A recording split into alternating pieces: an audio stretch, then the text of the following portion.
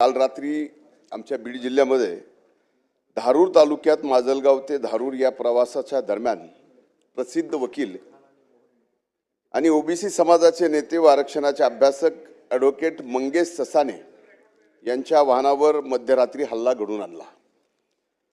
याच्या अगोदर अध्यक्ष महाराज माननीय लक्ष्मण हाके यांच्या सहकारी असलेला पवन करवर याच्यावर माजलगाव तालुक्यात एका हॉटेलमध्ये जीव घेणा हल्ला झाला। अनेकांनी झुंड करून त्याचे हातपाय तोडले। आजही तो व्यवस्थित रित्या चालू शकत नाही। अध्यक्ष महाराज, या प्रकरणात दुर्दैवाने सांगावं असं वाटतं की आणखीन एकही आरोपी पकडला गेलेला नाही।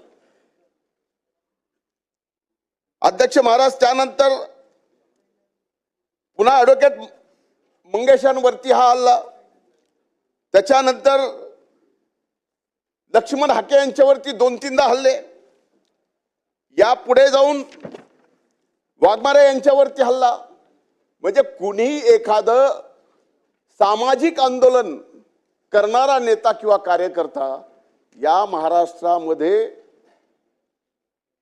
सामान्यरित्या फिरू शकतो का? एवढी वाईट अवस्था झालेली आहे। मी तर याच्या पलीकडे जाऊन म्हणेल अध्यक्ष महाराज की सामाजिक समताच पूर्णपणाने या महाराष्ट्रातली संपली आहे। आणि या ठिकाणी एकमेकाला मारल्यानंतर सोशल स्टेटस ठेवलं जातं, त्याला योद्धा सोशल मीडियावरती पुकारलं जातं आणि अटक होत नाही। हे दुर्दैव आहे। एका भावाला जर शिक्षा झाली दुसऱ्या भावाला व्हायला पाहिजे, सारखा गुन्हा असेल तर। म्हणून याबाबत अध्यक्ष महाराज आपल्या संमतीने पॉइंट ऑफ इन्फॉर्मेशन या ठिकाणी मांडतोय।